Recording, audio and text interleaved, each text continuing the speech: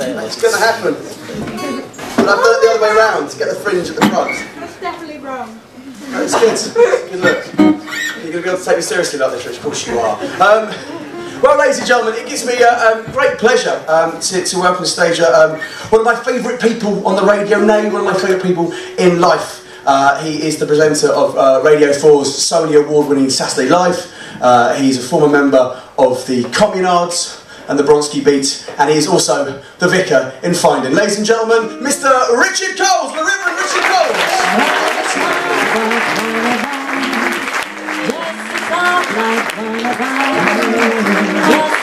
On the bus trying to make his way home. Oh, yeah. But God was one of us. Yeah, learned especially. Like one of us. Thank you very much. Ladies and gentlemen, Berries.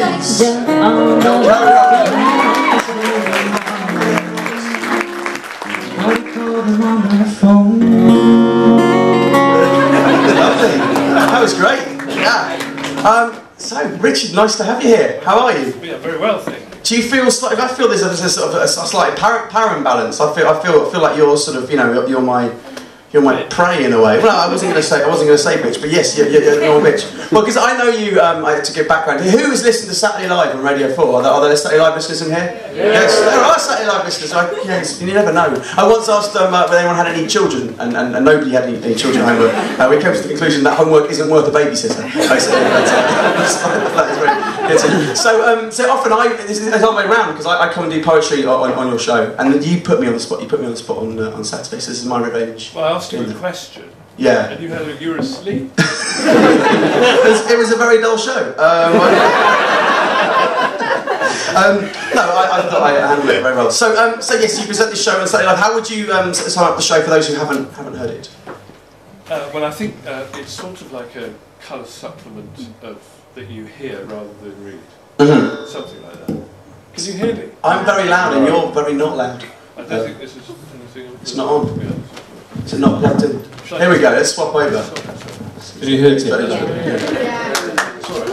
And so you have a weekly guest, but and often you'll be leaving the Saturday Live studio, and you have to sort of rush off before the production meeting happens, because then you get on the train and you have to come up and do vicarly duties in Northamptonshire. Anything to get out of a production meeting, it's worth doing.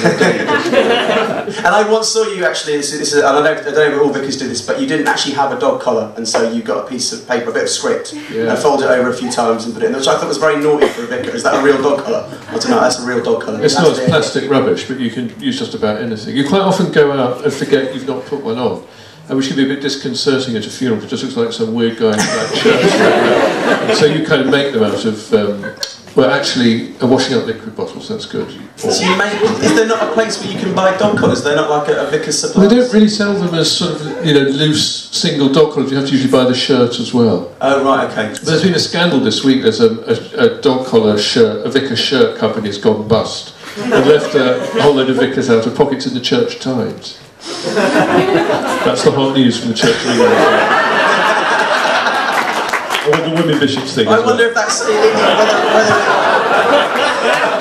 whether it's somehow more holy to make your own dog collar, to sweat and toil to make your own dog collar rather than buy one. Well, seat of your pants stuff. Most things, as you know very well, seat of the pants stuff. Isn't it?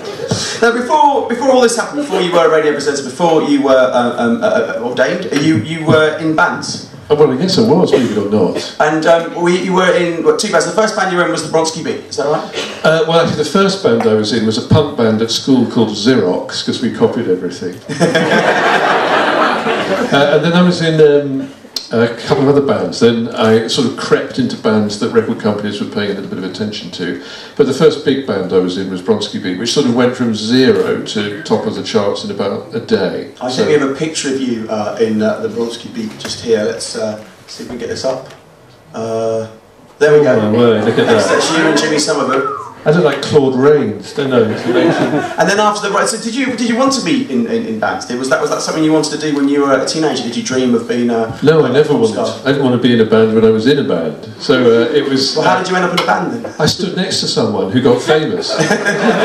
It really was. I was just friends with Jimmy Somerville, and then we did some stuff together, and then we were flatmates, and then he got famous, and I sort of got caught up in the slipstream. They needed someone to play the piano. And so you tell me. Let's see you do that. I did scour the various, because after the Bronski Beat was the Communards, which is probably the better known of the two bands. They had more chart success. Well, I think Bronski Beat was the better band, but we sold more records. With the Communards? I think so.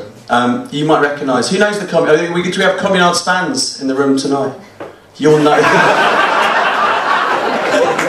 We've got loads. They're just overcome with. It's funny, that often happens. So did you not enjoy it at all, being in a band at all? Did you not enjoy travelling the world and being a pop star? I like the sound checks, and I quite like going around in a bus. It was the gigs and the recording that got on my nerves. What about making videos? Because I've got a clip of you in a video here where I think you're a natural. Let's see if we can get this up. And again. So you're playing a street vendor, Richard.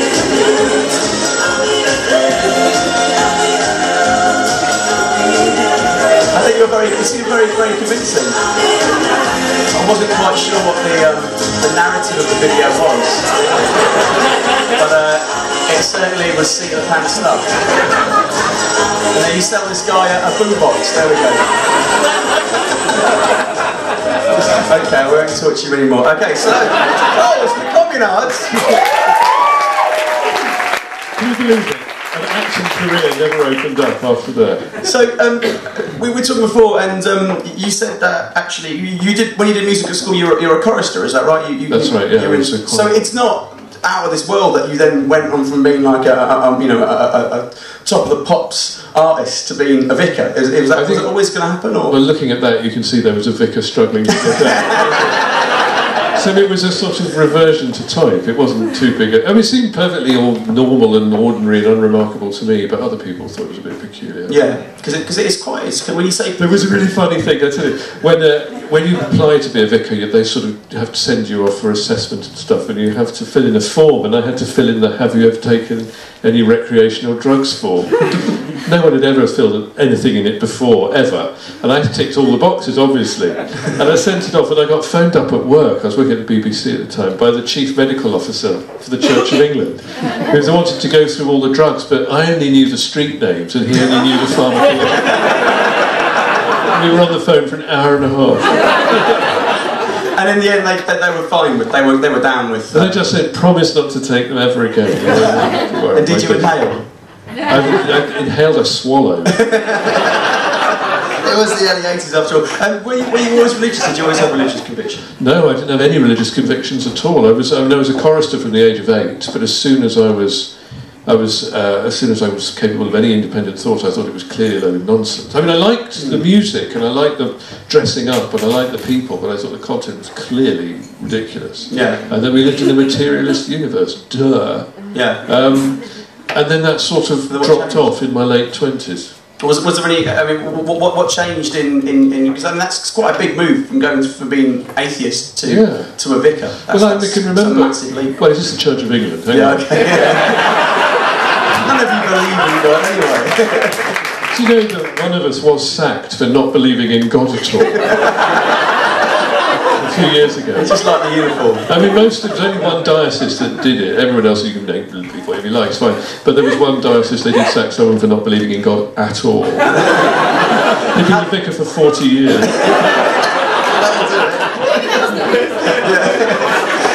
So that's not a question they ask you on the drugs form. Do you believe? Have you ever met God?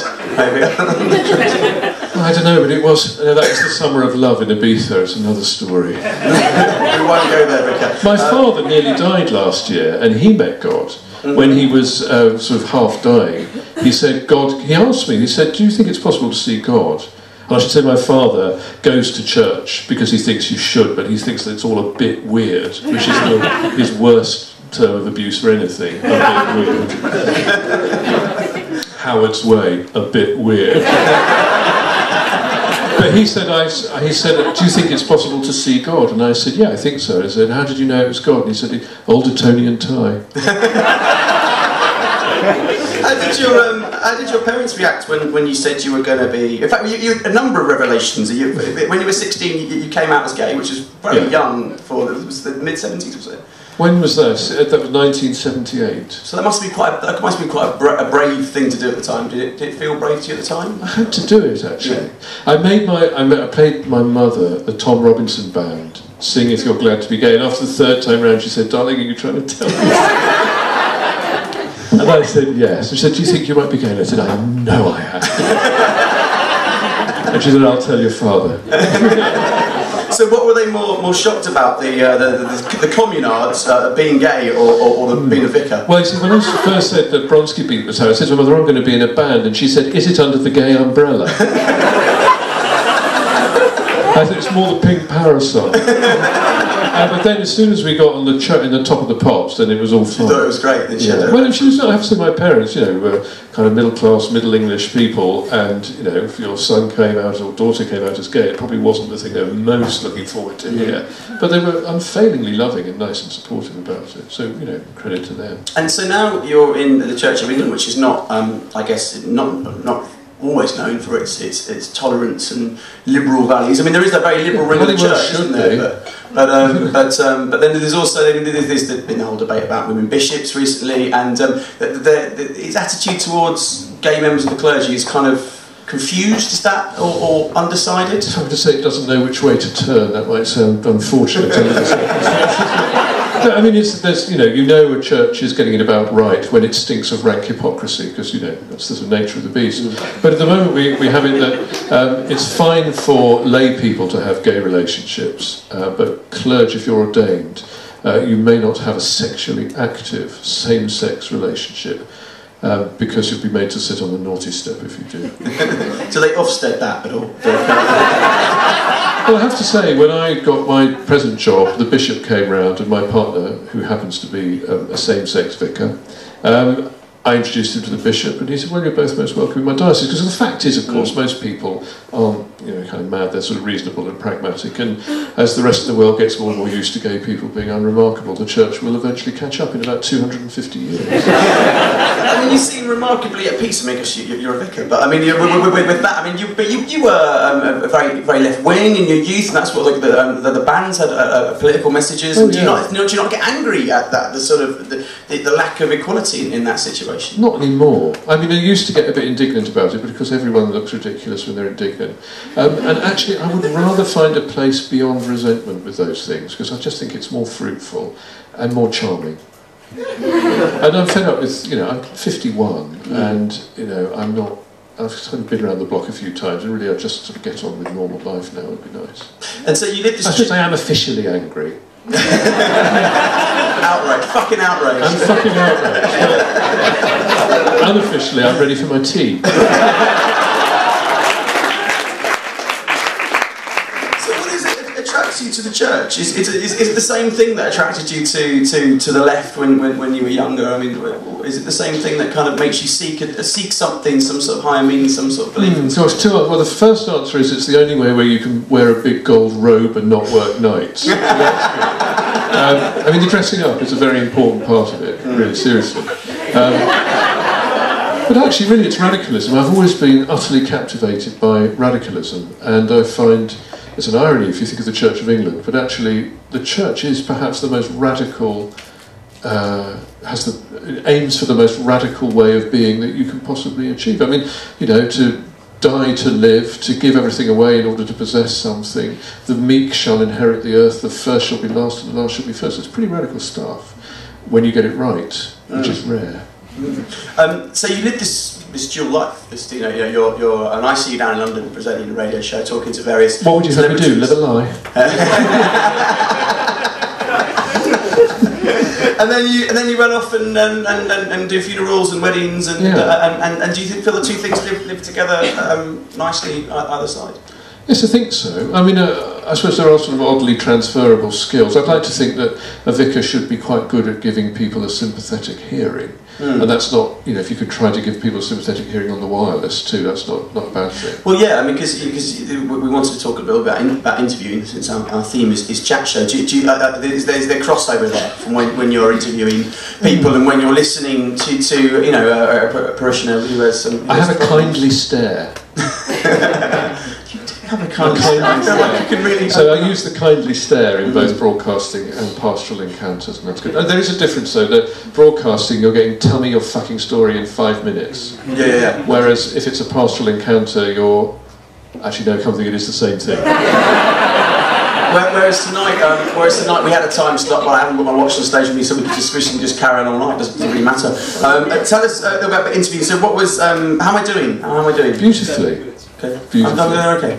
Yeah, you're going completely. I feel a bit swoony around you, Lou. A bit swoony around the you. wig. You know, the wig actually makes your hair look smaller. My hair is my best feature. Well, it's my feature. So you must have done. But of course, you being in bands, and we know this because we tour around and we have to do terrible interviews with local press with people who've just are reading the press release as they're interviewing you. So you must have been on the receiving end of some terrible interviews in your time. It's very bad. It was when the band very kindly played me in. It reminded me of a time that I was played in by someone who did a song from the Commodores. It's very America. We're touring in America was when we were in the communards. So you guys are communards. Welcome to Texas. We did have a burning cross outside. We really did have a burning cross outside. Excellent. So that's good training for your future career. I could cross it out. What did you? What was the worst interview that you ever conducted as the interviewer? Who's the interviewer? Well, yeah, I mean, well, I meant. There was a very. You weren't giving me the answer I was looking for. So there's very bad. A very bad one with David Cassidy only recently. If anyone heard that, it was excruciating. Did anyone hear the David Cassidy interview on Saturday Live? It was quite recently. It might have been the last Saturday Live show you listened to, actually. What happened? What happened with David Cassidy? Well, I mean, David Cassidy, of course, I had a huge crush on David Cassidy when I was a teenager, so I was thrilled to have him on. It was the first programme I was co-presenting with Sean Williams. And so it was a sort of big thing, and he came on. But what the PR people had neglected to tell us was that actually has a mental health problem. And a live interview situation for an hour and a half when he was in a particularly low ebb was not a good idea. So he kind of went off into these rather baroque monologues, and in the end we had to get someone to, well, they got his chair and they pulled the chair out of the studio and it's still talking.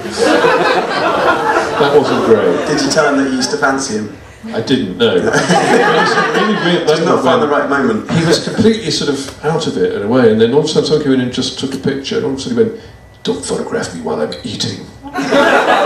Quite right too. Yeah. Poor chap doesn't need to have his drooling face all over the internet. There was another very bad interview, which was mine. I was interviewing Edward Said, and great hero of Palestine, and so many other things. A great hero of mine too, and I did such a bad job of it that he walked out, accused me of hectoring him, and complained to the BBC governors.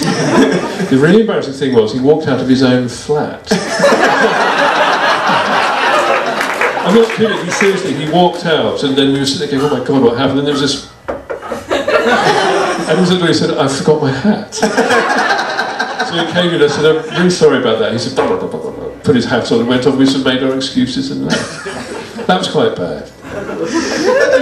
Do you find that, I mean, because someone described you as a celebrity vicar. How do you feel about that tag, celebrity vicar? Is that one you wear gladly? No, celebrity vicar seems to be a reason to stop what you're doing right now. To me, it's a contradiction in terms. There is a little bit of them. You're not the sort of celebrity, and stop me if I'm wrong, but you don't get mobbed walking down the street in the way perhaps David Cassidy once did. But you do have you have a large Twitter following, you have a large Facebook following. Do you think those things sort of dovetail with being a vicar who we kind of imagine to be kind of humble, and does it affect the humility that you feel that you need to sort of maintain. Shows how many vicars you know. Well, that's the thing. I don't know any because you're. Well, no, I think vicars. They were all in 80s pop bands as far as I'm concerned. Do you know when I went to do my theology degree, which was right after the Communards, I went to King's College London, and I thought, oh God, what's going to be the only person here doing that? And I went in and sat next to this bloke in the theology library with a dog collar on.